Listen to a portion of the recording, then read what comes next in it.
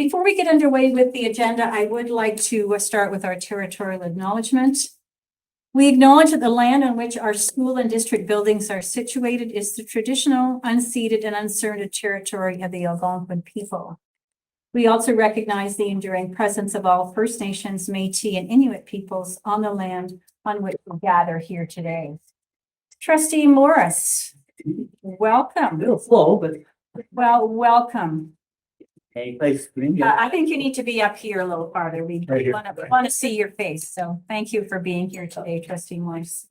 Kim, do you want to move in if you? Yes, so we're in better shape than I anticipated. So thank you so much for that. Just following up on the territorial acknowledgement, I spent a little bit of time yesterday just for interest on the Algonquin-Wahtegon website. And if you haven't been there, you really should take a look at it sometime. They have a great newsletter, which actually talked about an upcoming very interesting session that I wish I could go to, but unfortunately I can't. The Bromley Historical Society and the Algonquin-Wahtegon First Nation are having a session called Yesterday and Today, The Tradition Continues. And it's featuring Wendy Jocko, who is the past chief, of course, of Wahtegon. And it's on Saturday, October 28th at 2:00 at the Garter Line Community Center. But it just sounded like a really interesting opportunity. So if anybody has time to go, I'm sure it would be of great interest. But thank you for that. And next, we are going to make a slight adjustment to our agenda. So I'm going to do that before I get approval of the agenda. Because Trustee Kaiser isn't here, and we actually thought there were going to be several other trustees not with us today either. We suggested that we would postpone the Equity Annual Action Plan report until next committees, because we know there's a lot of important conversation. Not that all the items, of course, on our agenda are also important, but this one is particularly one that has some controversy perhaps with it, or some questions and some real need for some good conversation amongst the trustees and staff, I think.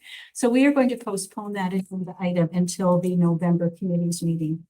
I trust that will be acceptable to everybody around the table today. And so that leaves us with one item. So could I have, I'm so sorry. Christina, yes, Christina? Hi, Jody tried to pipe in, but I don't think the meeting was set up quite like it was supposed to be. Anyways, she had to step away for about 30 minutes. I wanted to mention that before we got into any business. She had a client come in. It's in the messages there. Meredith, I know you're on too. Okay. I just wanted to mention that before any business. Thanks. Thank you so much. I did hear her pop in, but I wasn't sure what she was trying to say. So I appreciate that very much, so that we know she's away for about 30 minutes. I do wonder if we should switch the two around, since Jody and Dave, the two pick representatives from the board. Is that acceptable? She's going to be back in half an hour. She went here. Back to the chair. We could perhaps do that. What have we got on the? Are the other people ready for them? Could we move to the program and student achievement report instead, or committee instead? Sure. Would be okay with that? Yeah, absolutely. All right. With that in mind, perhaps that's a good idea. We will switch committees, so it's a good thing we're flexible and adaptable today. And I will turn it over then to Trustee Gannett as chair of the Program and Student Achievement Committee to go with that. And then we will move back into equity evaluation following that. Thank you very much, Chair. Yeah, Program and Student Committee is meeting today, October 10th, 2023. The agenda item is, we have one, it's OPSPA strategies for FSL teacher recruitment report. And I'd like to call on Superintendent Vidal to introduce the people who are presenting. Thank you. Thank you very much, Trustee Gannett. So very happy to have here today Shelley Gagne, who is a system principal for elementary and also oversees French programming, as well as Jordan Sloan, who is an instructional coach who supports. They've got a great presentation in terms of the funding and things that have been created with the OPSPA support this year. Emily Shank, who's a teacher, could not be with us today, but there are parts of her presentation that Shelley will speak to, because through the funding, she did go to France this summer and had a really great time learning a lot of comprehensive instructional strategies and the like. So without further, when you guys are ready. I will- Get the shirt. yeah.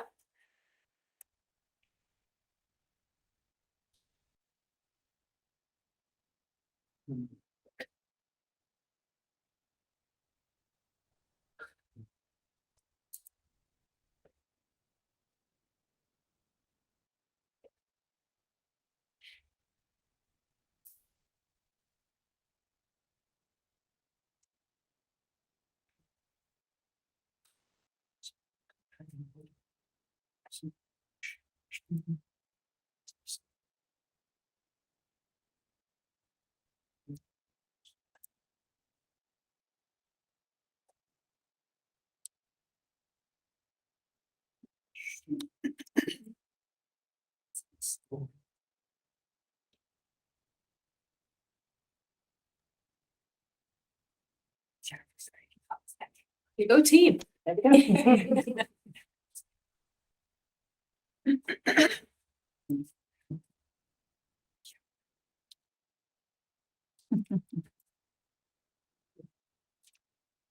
Hi, everyone. Thanks for having us. So Jordan and I will be speaking to some of the projects. So to begin, over the past couple of years, we have been fortunate to apply for some special projects through the OPSPA group. And this past year, we were able to take part in 4 separate projects. So this funding that we are able to access is over and above ministry funding. It's something that is topic or subject specific that we get to select from. And it started a couple of years ago back with Renaud engaging in some of the projects. And then we took the lead from him and continued that work. So it's been really exciting, and it gives us more opportunity to really branch out and support the system with additional components and funding that we're able to access. So today we're going to give you a little overview of the 4 projects that we participated in last year and share that with you. Good, okay. So the first one is the FSL Administrator Handbook. And I'll just share a little bit about that, but then it's kind of Jordan's baby. So she grew this and really ran with it. And so I would like for her to be able to share that project with you. But in that amount, we were able to receive just over $6,000 for that project.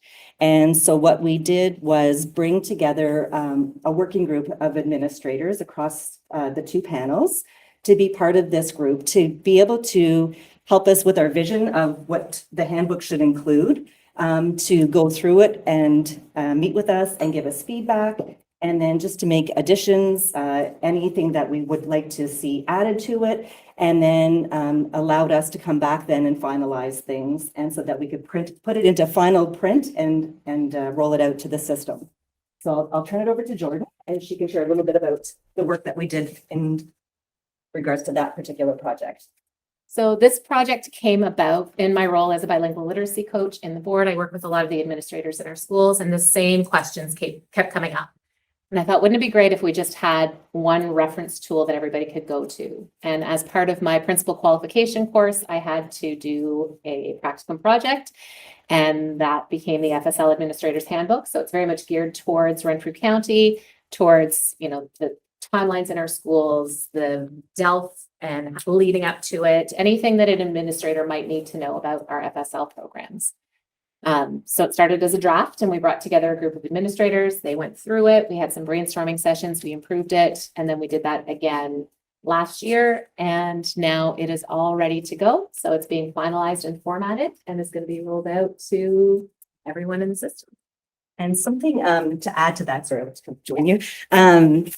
Through our feedback and our work with OPSPA, we didn't know that they were also creating a compendium which aligned with the key components of the handbook. So when we had our feedback and our meetings with OPSPA, they were wanting to learn more because they were creating something very, very similar. So they thought, well, let's talk together and see. So You'll see that we've included the link to their compendium in the slides, but they were also saying, you know, are we able to then share out the document that you've created? Because it certainly aligns with best teaching practices and all of the things that everybody's talking about in their district. So we were pretty excited to hear that it was something that was going to be shared just outside of our board as well. So we're really taking our time to make sure that it includes the components that will be beneficial to our schools, and thinking about how do we roll it out so that it is in the hands of our administrators and it is supporting them in their schools with supporting the programs that are running within their buildings, whether it be core French, French immersion, or extended French. And the feedback that we got from our administrators has been really positive because it is specific to the needs of their buildings. And so we're trying to be really precise in what we include there so that it is helpful and not just something that gets shelved and not used, but we want it to be really practical for our administrators. And it is a living document. It keeps getting updated and it's going to stay in digital format so that we can keep it up to date with everything that goes on. That's a little bit tricky because I know, like me, I like things a hard copy. So, but I do understand, you know, it is to stay current. So I'll get my head wrapped around that. The next one is, the next project was our Tri-Board French language coaching opportunity. And through this experience, we were able to partner with two other districts, Thunder Bay Catholic District School Board and Lakehead Public Schools. And with our partnership with ACP, we were able to offer one-to-one French language coaching opportunities for our teachers.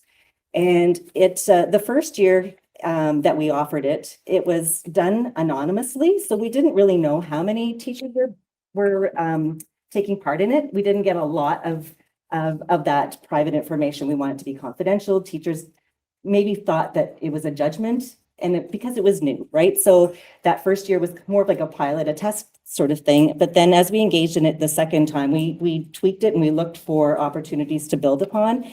And teachers were fine with sharing and actually looking forward to the opportunity of having that support for them that was really individualized. So this past year, we received, between the three boards, we received $15,000, and we decided on how we would share that. It ended up being that all of our boards had equal amounts of people, so we just shared like 5,000 each, and then we paid the rest of the overages out of other ministry funding that we received. But this past year, we had 12 of our teachers participate, which was a huge increase from the previous year. So for those that were engaging in it, they were even coming back and saying, can I do this again? I got so much out of the first round. I'd like to continue that learning, and just it felt that they built confidence in their own ability, their proficiency in French language, again, which transfers back into the classroom. And not to put Jordan on the spot, but Jordan happened to be involved in some of that coaching, so she could speak a little bit about the actual coaching and what that looked like. So I was one of the pilot, not so anonymous first round of people that went through. And I did have 10 hours of one-on-one coaching, which was fantastic for my own proficiency. I was able to do the evaluation and then set goals with Mathieu, who organized then for me to have a coach based on my own goals. And that coach worked really, really well. It gave me lots of ideas and a lot of stuff that I could use in my role as a coach. So yeah, it was, we were working on French things, but it was also, you may want to show this to your teachers, or this may be something helpful to share. These are tools that can help with your writing. So it was really practical, not just for my own proficiency, but also for my job.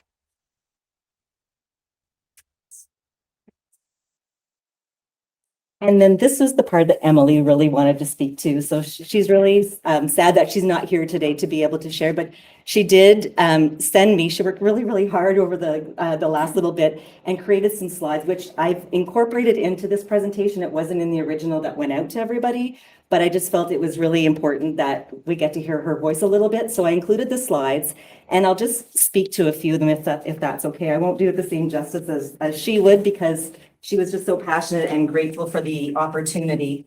But I'll just slip ahead to, if we could look at the one cultural experiences, that slide.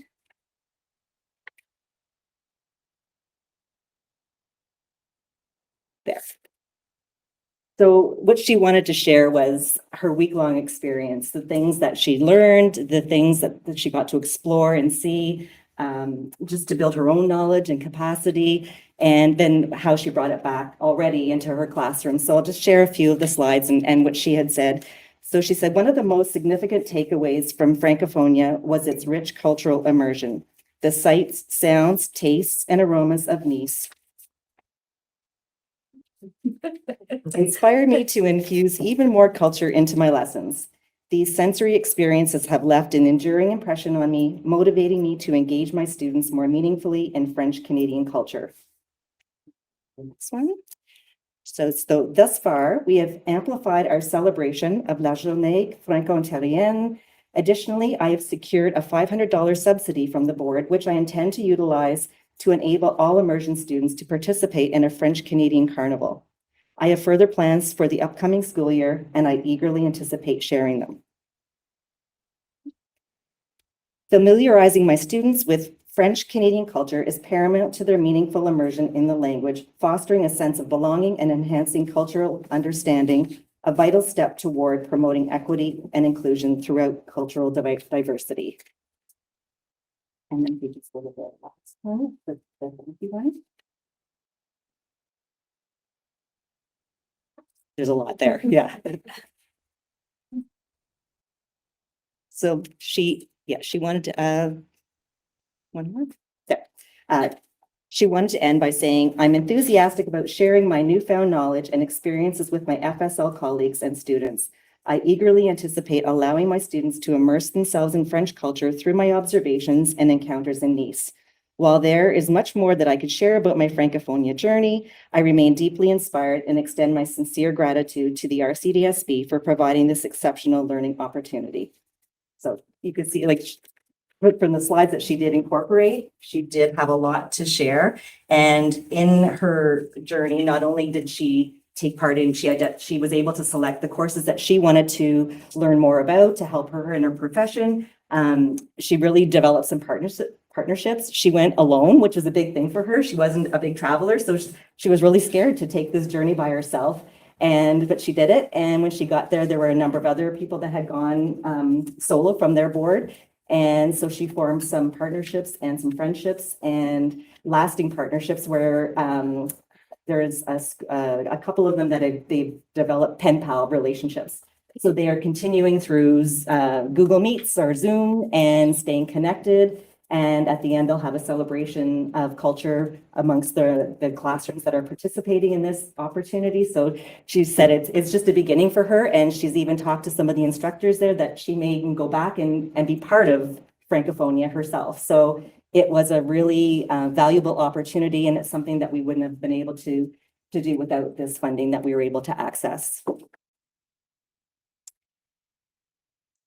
So then the last project that we were part of is the FSL Interview Toolkit. So we were partnered with a couple of individuals that were looking at refining the process of recruitment and retention. And through that, a bank of questions and prompts were developed so that when we were doing the hiring and sitting down with interviews, that there was some consistency involved as well. So we had an FSL team that was part of the interview group, and we went through the abundance of questions and prompts that were made available to us. It was a really wholesome resource for us.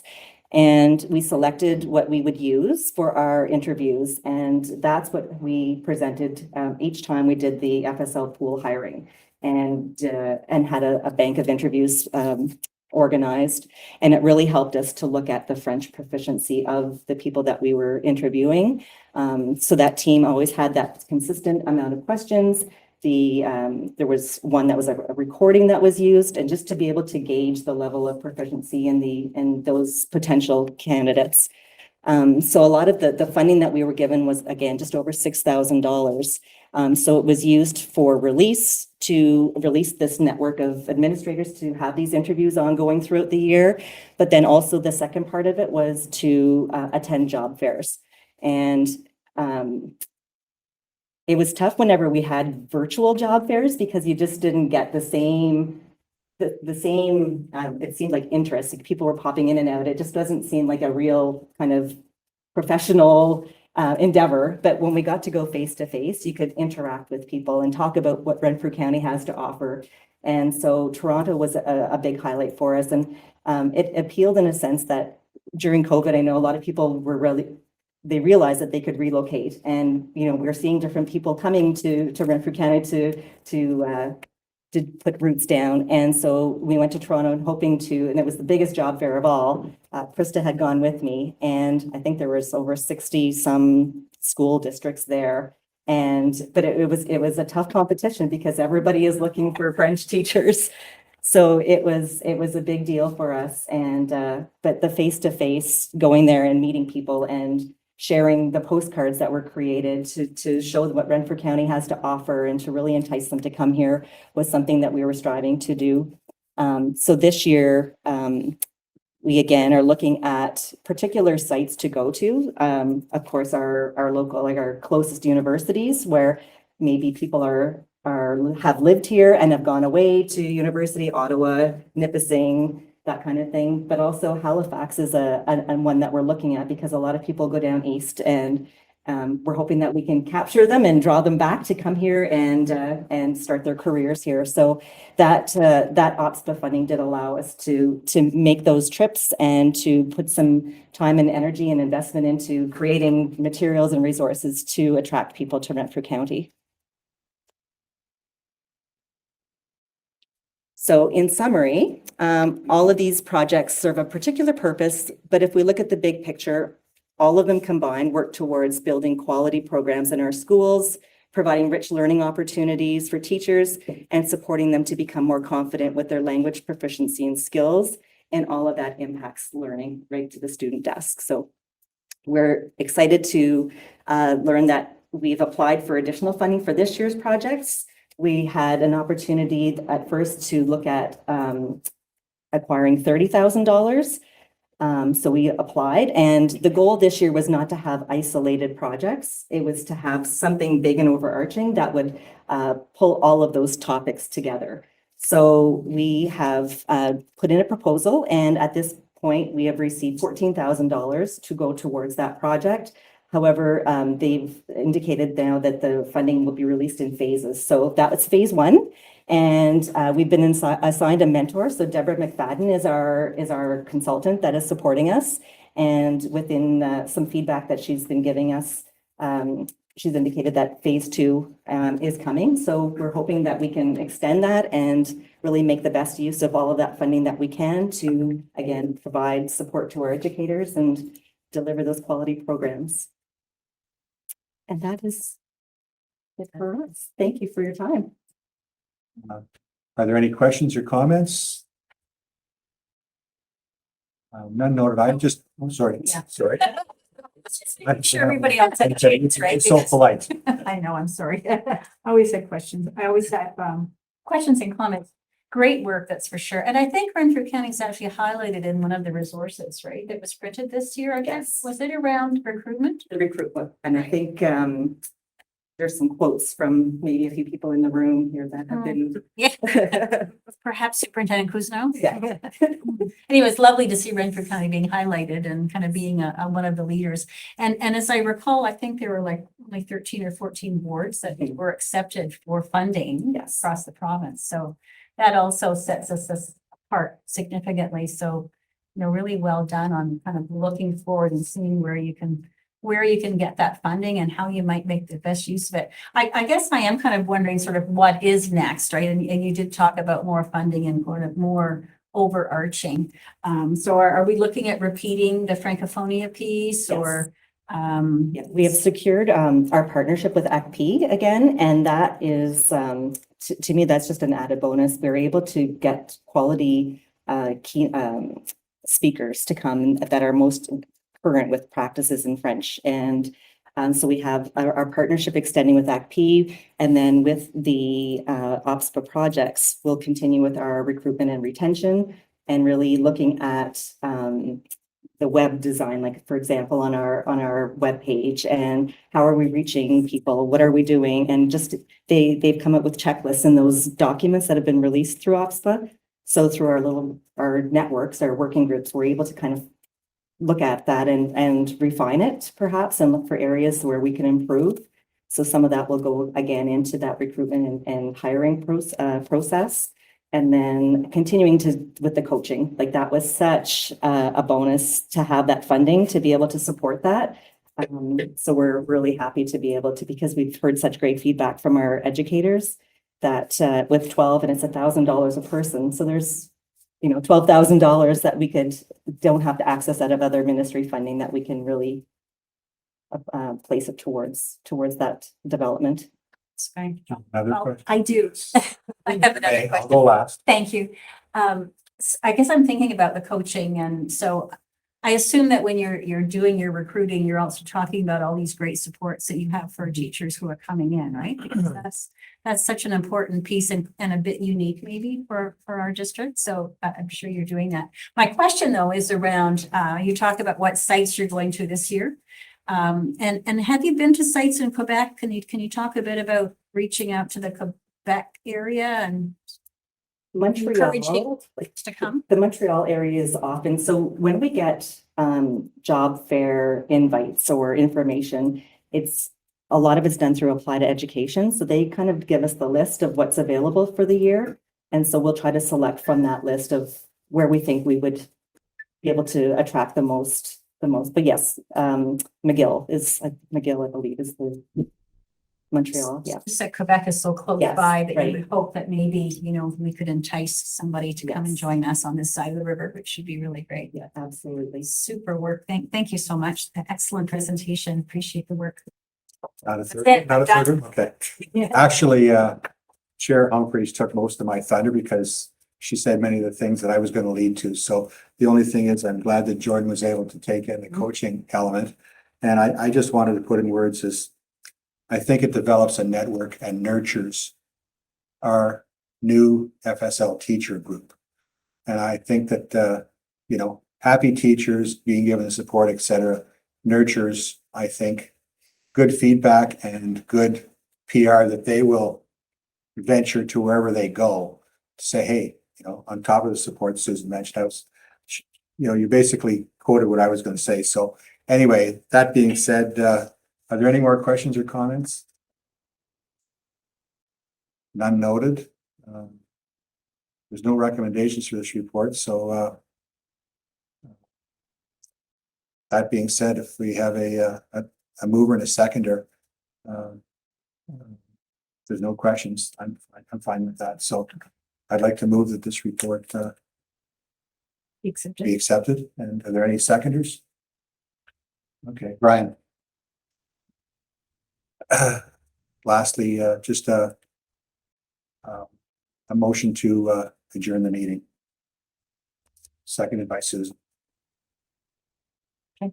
Thank you. Thank you. Okay, thank you very much.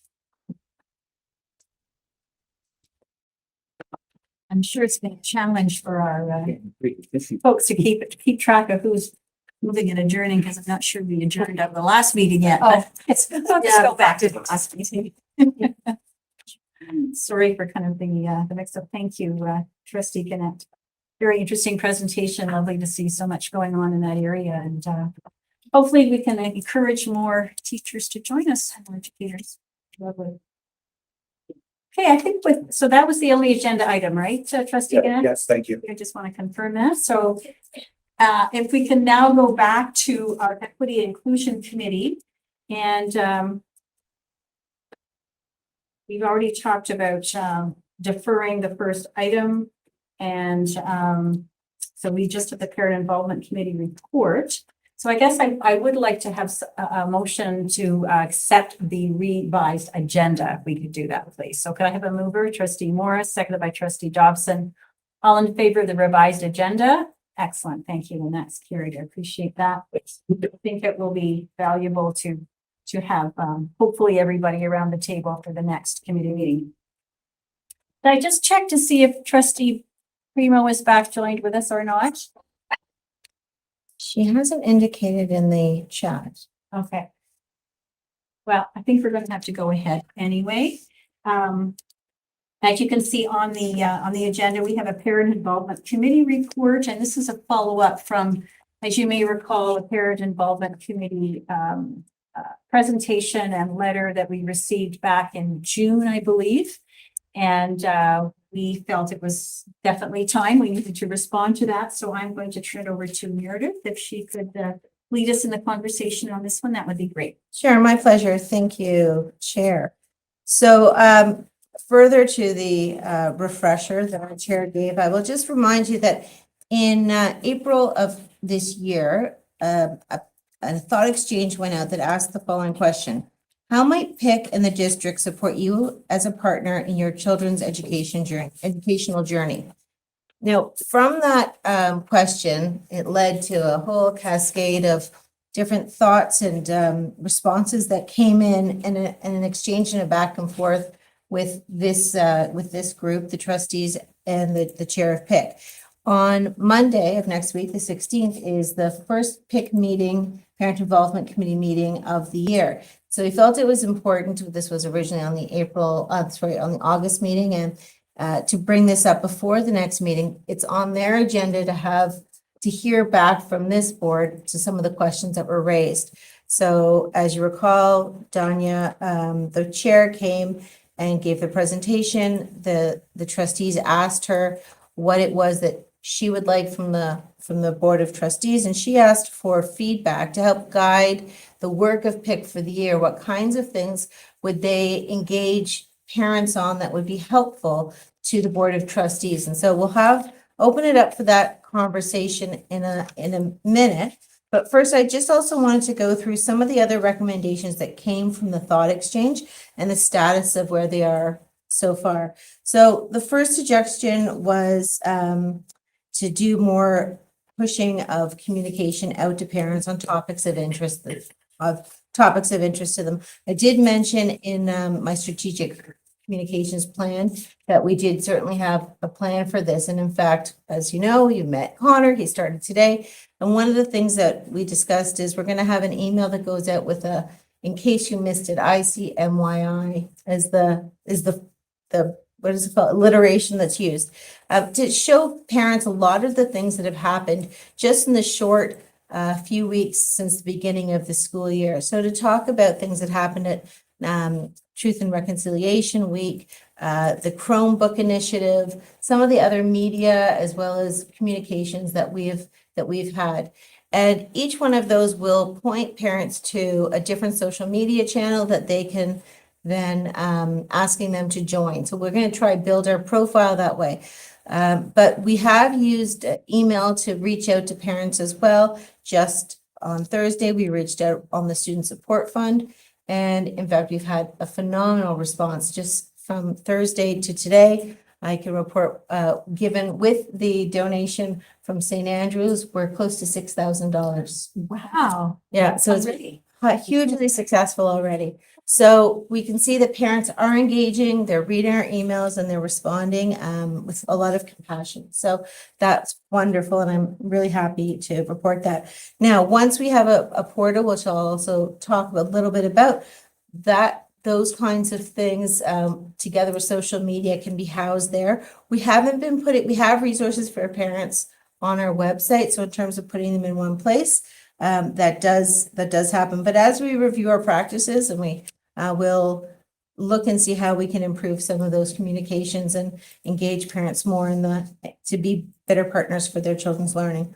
Some specific communication questions that came up was to update the board calendar to make it clear what various committees and meetings are about and who's welcome to join. There really is the board meetings and the PIC meeting that parents are welcome to join. The other ones are closed meetings. So we'll make that clear in the website to encourage people that if they're interested that they're welcome to. Also, I reached out to principals in the last week and asked for all of the school council chairs to be sent their collected database of their emails, and we'll ensure that they all receive an invitation to the PIC meeting so that we're trying to be as inclusive as we can. And letting people know what meetings that they're welcome to come to and participate in. Specific communications, the third one, support teachers to email parents in the first month. So I believe I may have reported on this already, but just quickly, I attended the senior admin meeting in August. When I spoke to principals, I asked them, I raised this point that this came up quite strongly from parents, that they wanted to understand, how they could be helpful, what's the best way to communicate, and to provide parents at the beginning of the year. Now, many teachers already do this, and this is a fairly standard practice, but just encourage those that maybe newer or don't do it to reach out to some of their colleagues and learn some of the best practices and be able to do that outreach at the beginning so that parents know how they can communicate with the teacher in a way that the teacher appreciates and is collaborative. So that happened. I can say as a parent, I got many of them. And I was really pleased to see that. So then what was the next one? There's also the request for a parent portal, and that is being worked on by the IT department. And so we'll feed in a lot of those, the feedback that came from PIC. So that leads me to number 2, which was a request from the board to reflect and relay back where parent voice will be useful for board decision-making, and PIC will build this into the feedback into their meetings throughout the year. So I open it up to the trustees to have a conversation perhaps of where parents' voice could be handy. And then the third item we can discuss after that. So Chair, I will hand it back to you to lead that conversation perhaps. So requesting that the trustees reflect and relay back where parent voice is useful for board decision making. PIC will build this feedback into their meetings. Okay, so what's your thinking? Where would be the most useful for us to get some feedback from parents, particularly around decision making? Some of it might be budget decision making, I suppose, down the road, or all kinds of things that might be on the horizon. Any thoughts on where it would be most useful? We certainly we always want to make sure we hear student voice, which we do gather through the student senate. But we also are very open to the parent voice. And I know we have Trustee Primo and Trustee Kaiser, I believe, who are on the PIC committee. So I know that currently neither one of them are here to make a comment, but just wondering what your thinking might be on where it would be most useful. Yes, Sure. please go I'm ahead. just thinking I'm some sort of what came off the top of my head was sort of like a parent suggestion box Mhm. of some type. Feedback/suggestion box. Thinking of maybe more operational kinds of things, or just Well, general. I really haven't thought it through that much, but I mean, I think parents need a platform and a voice, and my experience with sometimes when you're dealing with parents, sometimes you get the optimist and sometimes you get the pessimist. And I think that, even with teachers, I mean, you talk to teachers, who would be begruntled about this, that, and the other thing. It's like, well, then, okay, what are your suggestions on how you can improve upon it? So that's more where I'm coming from, is that it's great to have positive suggestions, but if they aren't positive, that what are your ideas for moving forward? What are your suggestions on how whatever X, Y, or Z could improve? I mean,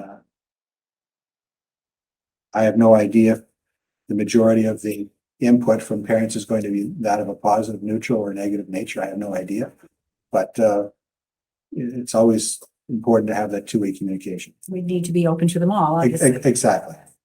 I guess I'm trying to think about sort of the key things that, we often need to make decisions on. Strategic planning, of course, is one piece, but I've got that under control for the next number of years. The board work plan maybe is an area. I mean, I know that many trustees have been getting calls around busing issues, whether or not there might be some interaction from PIC on that. I'm not sure. Decision making often though around busing is not our venue. It's not our prerogative, right? It's not, it doesn't sit with us. So it might be more the kind of questions or the suggestions.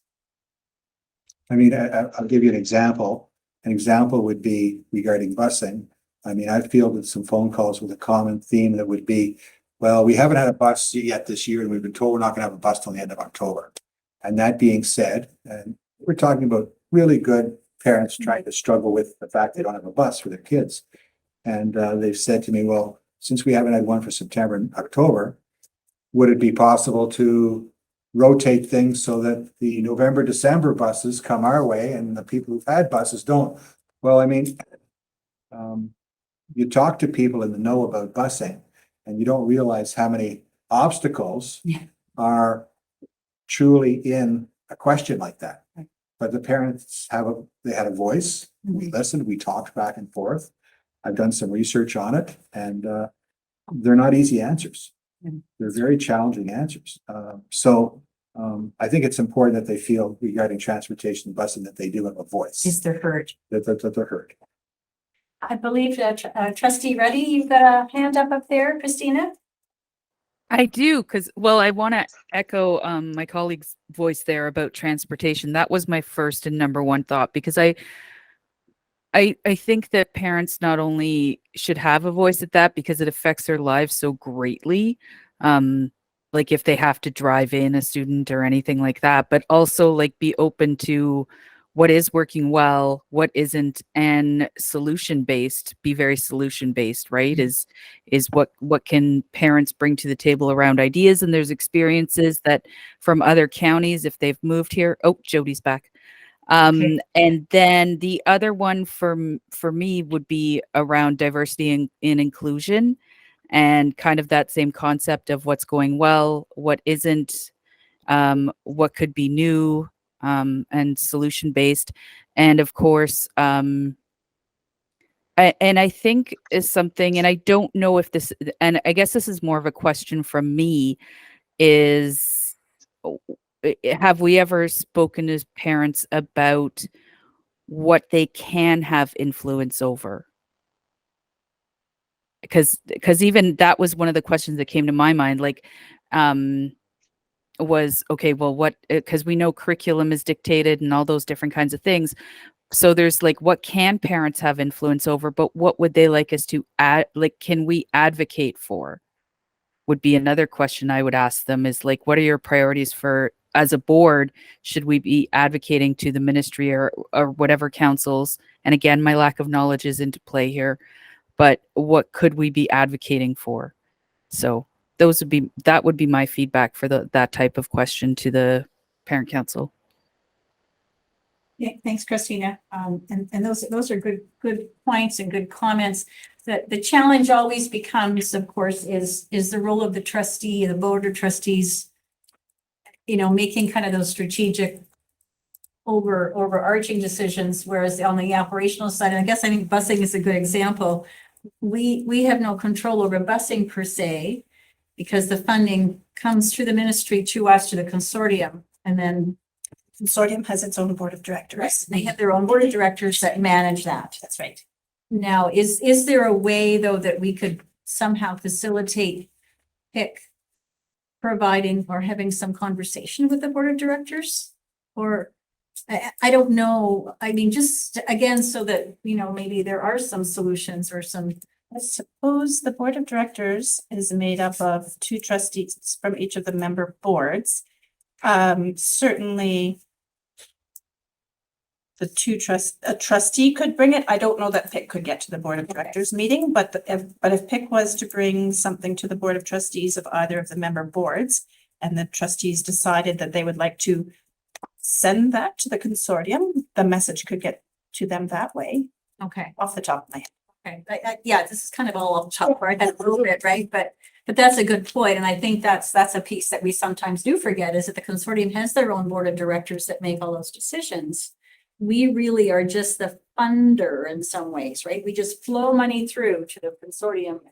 who then works with the bus operators. That's right. Um, A decision made at this table or our And I- terminus board table might be whether you wanted to flow more money because it comes, the transportation, grant is enveloped. And so it flows through. If the Board of Trustees wish to add to that pot, that would be a decision made at this table. Right. Keeping in mind that that money would have to come from some other place. That's right. because- Yes, thank you. Just to remind us of that. Yeah, and kind of that was my kind of endpoint too, was what can parents have influence over, you know, or it can they, what decisions can they inform? That's still something that I'm not clear on, like what decisions are made at this table and stuff like that. Like I'm learning, but yeah, I don't know what I would be able to influence as a parent. Mhm.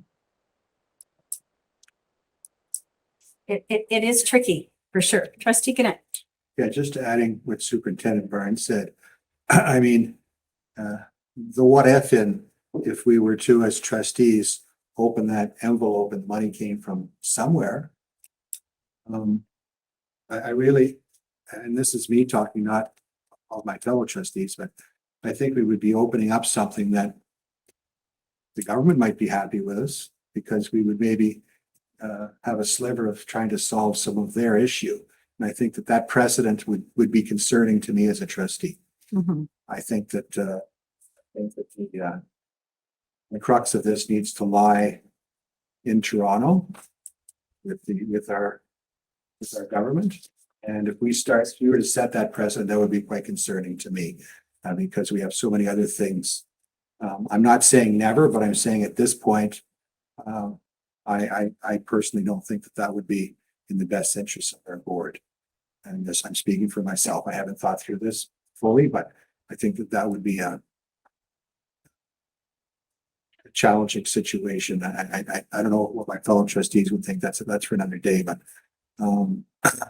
I've spent a significant amount of time speaking to someone who I've come to really respect, Bob White. I've spent quite a bit of time with him since September. Several times I've walked in his office and he's openly spoken to me, and I've asked him a lot of questions. He's got a lot of realistic answers. They're not easy answers. So I, as a trustee, trying to educate myself on this topic. If there was any sort of easy answer at all, it would be there. Be done. It would be done. So I just wanted to say that I'm speaking for myself. Taking money from somewhere else, well, the government might have a smile on its face. I do think that money's at this point better served through our primary education. Yeah, we need to be cautious, that's for Yes. sure. Keep in Thank- mind. Thank you. Trustee Primo, I see you've joined us. Thank you for that. I don't know if you know kind of what the conversation is at the moment. I'm not sure just exactly when you came in, but Meredith went ahead to kind of give us an update or kind of remind us what PIC was coming to the board to. And I know both you and Trustee Kaiser sit on PIC committee. And so the question was, PIC is wondering where or what kind of feedback they could provide to us as a board that would help us in the decision making. So we're just having kind of a bit of an open conversation around what those kinds of things might look like, keeping in mind that as a governance body, we're looking at more strategic, longer range things, not operational per se, although, they do overlap and certainly meet up. And so sometimes it's a little tricky to sort which is which. I just wonder if you had any comment from your perspective. I know you've been at PIC and understand some of that as well. Any thoughts? Just some preliminary thoughts. I had looked at the materials and I had attended at the last meeting. My recollection of the last time that PIC came with their presentation, one of the requests was for them to give us like one specific thing they wanted done. So we were asking for an action item from my perspective. And then when we got to the PIC meeting, instead of finding one thing, I think we ended up with breakout rooms and a number of action items. And so I think in my experience, it was maybe the goal was lost somewhere along the way. And so I came back at about 1:50 in time to hear Trustee Reddy's comments, as well as Trustee Gannett's comments. And I think it is, I think it would be worthwhile for us to consider, as I think has already been said, where we stand, what we can do and what we can't do, and be very clear with the Parent Involvement Committee exactly what we can and can't do and what we can and can't promise. Okay, thank you for that. Yeah. Yes, Erin, please. Yeah, I'm just thinking through Madam Chair. Some things that parents could become involved in. If there was a policy that required consultation with parents, I think that could be something that they could be considered in. Also budget priorities, could be another, area of input. I know there's not a lot of extra money and a lot of that is, siloed and already portioned out, but certainly what priorities they might have there. Even ideas for some kind of events or things that they think would have meaning for their community. I think could be just some suggestions. No, that would be valuable for sure. Yes, Trustee Dobson. I've been at a number of subject council meetings for at Opiongo and Beachburg, and the parents that are coming into the meetings, they're mostly parents with their sons or daughters going into grade 9. And I know we have a night where we do curriculum where the grade 8 parents are coming. I think the majority of the parents were more concerned with helping the kids understand how to adjust to high school. And a lot of the parents were saying where we do a lot with looking at subjects and everything. Well, if we could do more for accommodating the fears that the kids have coming, not knowing what's expected in the school, not knowing if this is right, that's right. One of the things that worked at my old school a long time ago is that the group of kids coming in grade 9 were assigned to a student, a peer helper, and they met once or twice a month. They would break off those 20 or 30 kids with their peer helper. The peer helper would, advocate for the kids, find out what their worries were, come back to the guidance office, and then we try to deal with all the concerns that the parents and the kids had about adjusting to high school. It worked out really well. So that kind of ties into to Erin's comments about perhaps having an activity or some kind of, I won't call it training per se, but conversation around how to help their students adapt to high school and then perhaps follow up. And I'm not sure if that happens now. Kristen? So last year through Rethink with the transition committee group, there was the document that has a lot of ideas. It was also, things were shared with guidance counselors. And then from elementary to secondary, but more with a focus of transition and a number of initiatives that will take place, do already take place within the school and will take place again this year. But certainly with that peer support, a lot of that is funded through Link Crew that the schools have. So you usually see the grade 9s in maybe, sometime before school starts or at the start of school with the Link Crew activities, and each Link Crew group of advisor has a number of grade 9 students with whom they act as mentors for the year, but certainly, to evolve more of that support. But there's a lot that came out of transitions last year to support that transition, particularly from grade 8 to grade 9 for this coming school year. So does that help, Dave? Yeah, there's some of the parents were saying if all their friends went to a different high school and they're the only student going to one high school, they feel sort of isolated because they haven't got that familiarity with someone with them. So does Link Crew happen at each of our high schools, Kristen? Yeah. I thought it did. So that does happen and hopefully. No? Not little crew. Some forma, Forma, okay. Yeah, like there's Wave Crew at Yes, so there's a- First, so yeah. Something similar. Yeah. Yeah, okay. Just like Link Crew is a brand name. Yes. And they're not all meeting. Gotcha. Okay. There is something already set up to help the grade 8 students transition. But obviously maybe that's not being communicated enough to the parents. Maybe the parents aren't as aware of that as they could be. That should ideally come, the welcome letter from the principal to incoming, to all students, but definitely need the grade 9 parents. That should be a welcome letter that goes out before the summer, but we can work on a number of. So the meeting you're at though would be in the elementary schools. So, No, I was at Opion. Oh, you were at Opion. The other night, I was Okay. at Opion one, okay, and actually that was the grade 9, the two people that were there were grade 9 parents. okay, okay. But even just, I wonder if even kids from the high school could go out to the elementary schools with the teachers when they do their little visits. Hmm. So there'd be some, the kids would be with the teacher doing the visit before the kids. Does that happen now? I thought it. Yep. It does. Yep. I didn't know that. No, that's good. That's why you ask the questions, right? So that you know, and so next time you're at a student or a para-council meeting, perhaps you can talk a bit more Yeah. about that. And if it's not happening, then, we need to. Yep. Contact the principal, find out too. Let's see, can Yeah, if I could just speak, well, back in the days when I was a staff member, I can't speak highly enough about Link Crew. I mean, it's that thread, it's that connection. I think the grade 7 and 8 teachers and the high school teachers have really in the last decade or two really meshed a real good bond. I can only speak for this high school I worked at Fellows, and I can remember back in the day where the staff members very enthusiastically jumped on board and took this on.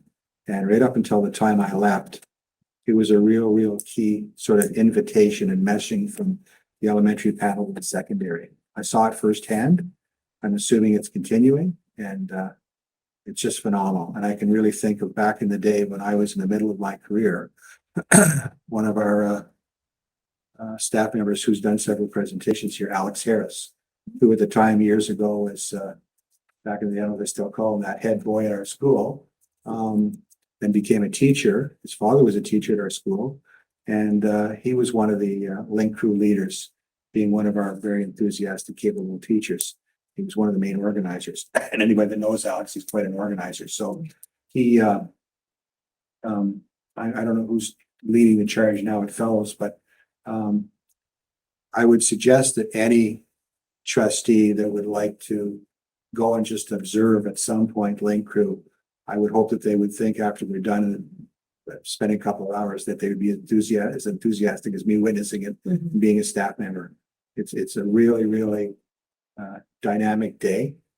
It's sort of like a passing of the torch from the elementary students coming in to the new building that they're about to. And there's always a group of kids that are of the anxious group, or maybe a little bit less immature, or maybe parents have sort of sheltered them a little bit. You get the whole conglomerate there. So it's a real easing of a lot of anxieties and fears for students. Not all, but it's an excellent first step. And I can just speak for Fellows. It's extremely well done. I went to the Link one at Opiongo, but the thing is that there's no carryover after that day, sort of thing. Well, I think part of the carryover is the kids have basically been told, these are your resources you can link to. Okay, there are probably 3 or 4 or 5 resources that they can link to. Maybe there's something that could go out to parents that's a sort of Cole's Notes 101 that, after this day, these are the 2 or 3 or 4 steps that your son or daughter could reach out to. They're there. I know they've been stated to them, but sometimes that's not always communicated to parents. I mean, we do have a lot of students that, at that 13, 14-year-old age group, it's like what mom doesn't know, mom and dad don't know, that's okay. But I do think it's been clearly communicated to them from what I've seen. Thank you. Thank you. Meredith? Yes, I just wanted to address one of the suggestions that had come forward and was being discussed was childcare at the meetings. And so I just, in conjunction with my colleague, Superintendent Barnes, we did look into that, and maybe I want to turn it over to you if you want to talk a little bit about some of the insurance and liability and other issues that were problematic in trying to accommodate that good idea. Certainly. As it turned out, and I apologize if I'm shouting, but my ear is blocked. Oh, Strange. Only one ear. We did look into it, and through OSB does cover the board through the parent involvement committees of insurance there. So insurance wouldn't was a hurdle that we had overcome because we would be covered. So then we looked at the space, and the space at the PIC meetings are held here at this board office. And when we look at this office, it's just not set up to host children of any size. It's the stairs, it's the washrooms, it's the material that's in the buildings, right? So we felt that that barrier really couldn't be overcome. There's nowhere here where those kids could be looked after.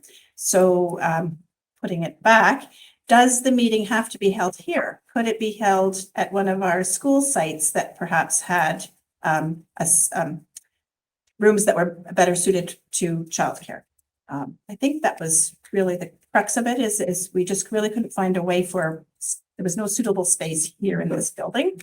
We have lots of sites across the district, and we could make that work. There would be some collaboration, of course, because of space use and other things, but if that's an option, it could be pursued that way. We did talk about if PIC was interested in trying that.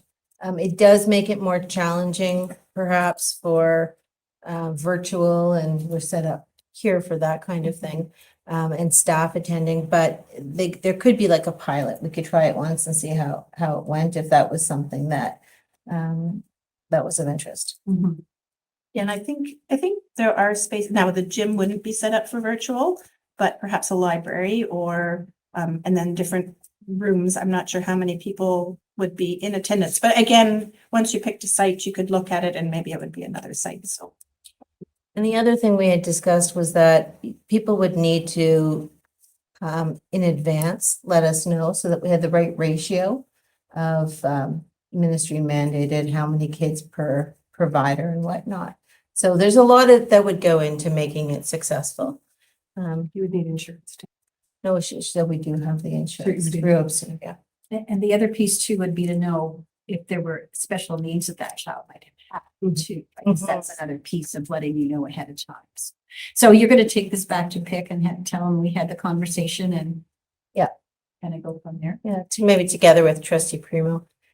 Jenny, go ahead. Oh, I was just going to say too, I feel like it's about asking ourselves, where are the places where we think we're maybe making assumptions around what's important to students and families, when we really need to ask the question without just assuming what the answer might be. And I think if we keep that in our minds, that will be helpful. I also think that just with changes around the Better Schools and Outcomes Act, there will be pieces that we're going to be required to have parent consultation around the multi-year strategic plan as an example, and the student achievement plan. We haven't received details on that, but I feel like that would be a really great opportunity to be able to get some parent feedback through PIC as another possibility. We'll learn more about it, but it will be required that we have consultation. And I think that's the thing we want to ask, is where is it required, but also where is it important? That we feel like we're making decisions for people, about people, without being with people. Absolutely, and I think that was really what was driving PIC too, is we can give you all sorts of feedback, but where is it actually going to make a difference and be needed? So I think that's an excellent thing that we can also take back, because a lot of it is operational that parents are more interested in, right? And that's not our role. And that's not the role, but To some level, but not, right. not as a decision-making body. That's And in the terms of the priorities that Director Kelly mentioned as well, I think that's another area for the board that might be something that we ask parents, like, what are your priorities with the limited resources that we have?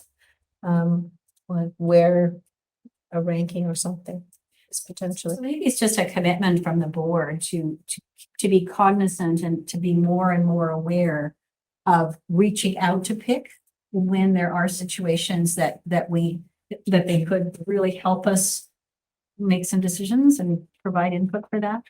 Because maybe we haven't been as good as we should have around that to this point. So I'm glad they brought that forward as a request, and it's certainly raised it's raised the level of recognition that is a core group that we're not making making the best use of. I won't say it in a negative way, but that we're gathering and gaining their expertise and knowledge and interest for our decision making as well. Mhm. I think that's And I don't think there was absolutely no criticism in PIC's request. I think it was just a matter of they were asked what they could do to be helpful, and if that was the sort of the counter. But there was one more thing, and I'll get to that Yeah, I now. think if you want to go ahead with that. Sure. Sure. And thank you for the good discussion. I think that was really helpful. That Jody and I will have a lot for our Monday meeting to be able to refer back. But the PIC chair offered also to engage with Board of Trustees on the topic of community engagement.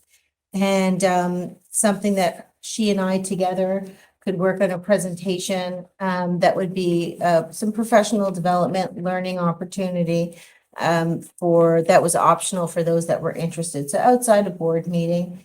And I will tell you, we have an extraordinary PIC chair. And I just learned, more about her, which is she has 2 degrees from Stanford in psychology and an MBA. So she's really someone quite skilled in this area that she's offering to work with in a collaborative way with the board. And I think that's another way of furthering the conversation. So if there's interest from the board, then I can relay that and we can work on something for, down the road. I know we all have full plates, so I put that out there to gauge the interest. Thank you. Thoughts, comments, Mike? Yeah, I think that I'm the one who initially, because we do have a phenomenal chair at PIC, I've gotten to know her a bit. And I sort of opened up without thinking it through, the volunteering for 3 or 4 meetings a year. And I'm still willing to do that, but I think Jacqueline Poirier is the first one to mention to me about the board office not really being conducive. Oh, you mean childcare? You took that Childcare. Okay. Pardon me. Sorry. And I really agree with that now that I've thought it through. But I am still willing to, if you could pass that on to them at Monday's meeting, to do that, because the chair expressed, I have numbers of parents, how many I don't know, who've expressed an interest of coming out to PIC, but they don't have childcare. So as an example, one of the things that might be discussed at Monday's meeting was, if you're a parent and you're interested in coming out, maybe the volunteer and trustee or whoever's going to be there could maybe have a mini snapshot of your son's interests. Are they someone who thrives in the gym? Are they a reader? Is a book going to satisfy them for the hour? Like, who knows? And depending on the numbers, I mean, I know some people at Fellows High School, maybe there's a couple of students that would volunteer through some of their community hours at a school where we could, depending on the numbers, we may need 1 or 2 students on top of myself. Who knows? We have to cross that bridge, but if you could just pass that on to them at Monday's meeting, I would appreciate that. Absolutely. And I will also say that on the agenda, it does say that children that are able to entertain themselves are welcome to come.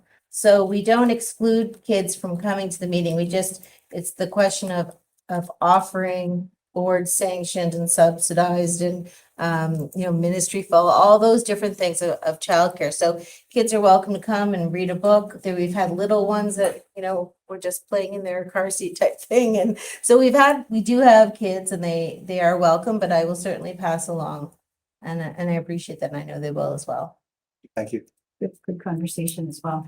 So around the community engagement conversation, I guess in my mind, as I think about community engagement, it's not even just about PIC, right? I mean, we all want to reach out to our communities as much as we can. And for me personally, I think it would be great to have a PD session with the chair and give us some new ideas of how we might reach out more than we are currently. It's just a matter of finding time, I think, the time commitment. Any other thoughts or anybody interested, not interested? And I guess that's the choice. If you choose not to come, you don't have to. It's not mandatory. But it's always good to learn some new ways of reaching out to parents and communities. I think many of you already do a great job of that, but I think we can always learn more. Any thoughts, comments?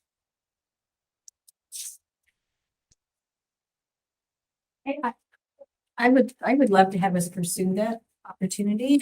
If we can find a date that, works for the majority, that would be amazing in my mind. Chair, if you wouldn't mind, just on the topic of community engagement, perhaps we should mention local governance week next week and the idea that we had. I could share that with. That would be wonderful. Okay. Thank you. Thanks.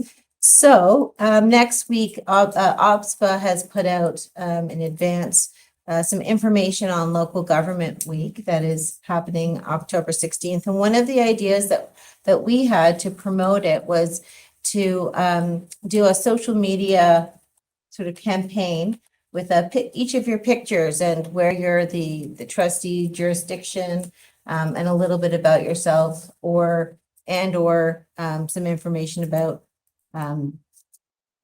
being a trustee.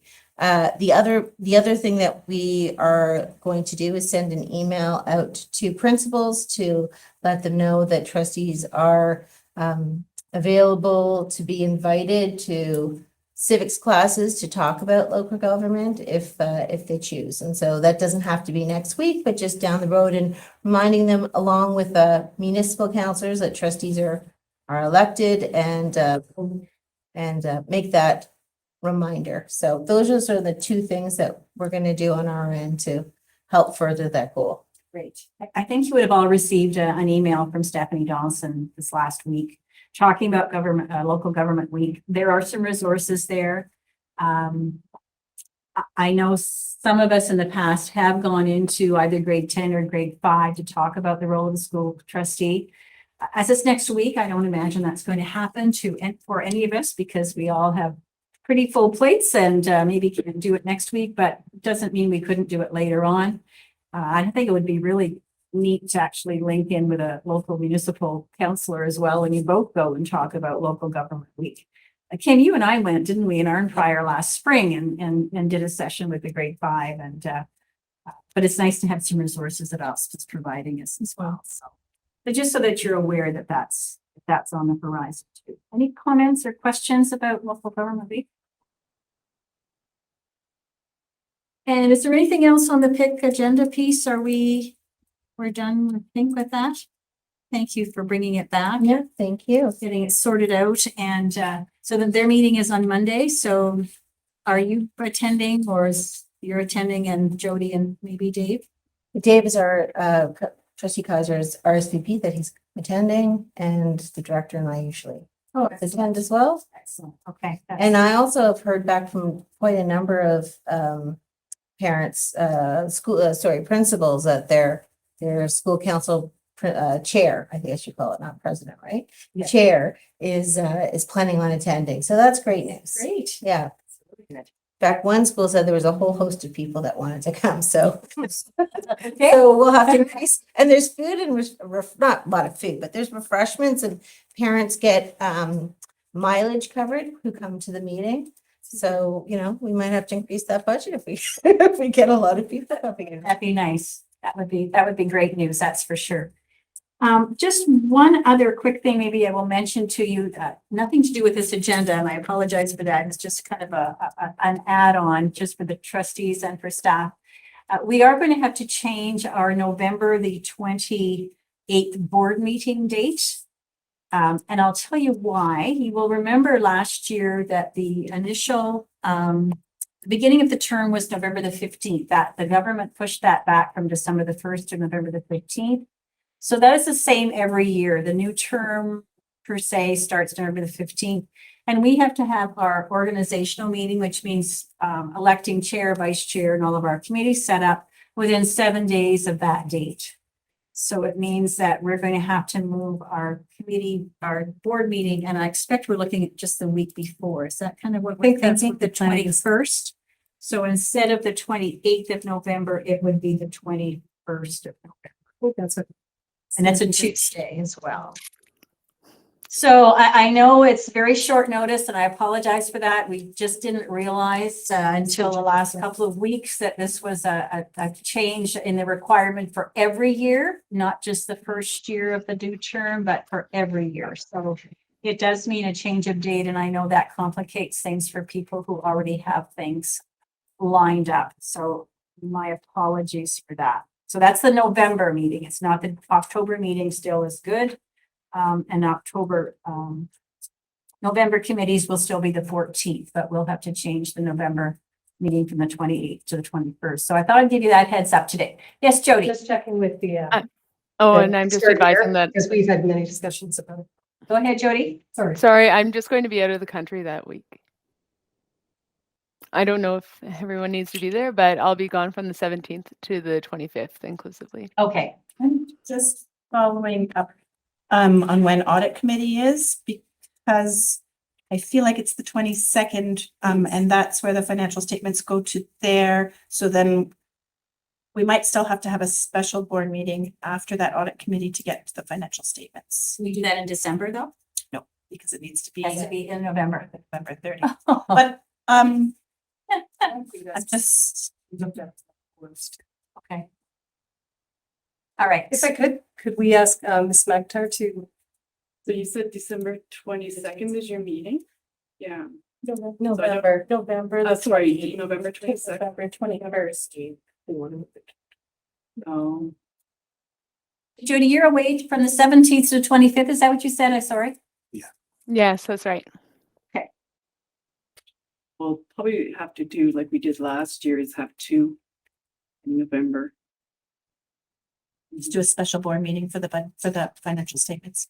Didn't we do the org portion after committees last year? November 15th. It's just a special board meeting right after committees for the organizational structure, and then the regular board meeting. Wouldn't that work? Except it's the day This is before the 15th. the beginning of the term. Yes, Which is the yes. 15th. It's not lining up. So I don't think we can. I thought of that as well. I do wonder, I know traditionally we have meetings on Tuesday, but if we move the 14th meeting to the 15th, that could also potentially, I don't know if I'm, Does that work? Sure, yeah. As long as you, as the trustees are in attendance. Yeah, as long as, That's probably your starting point. yeah, that's right. Yeah. So you're thinking that if we move the committee meeting up from the 14th of November to the 15th, we could actually do the organizational board meeting right after that committee meeting. Correct.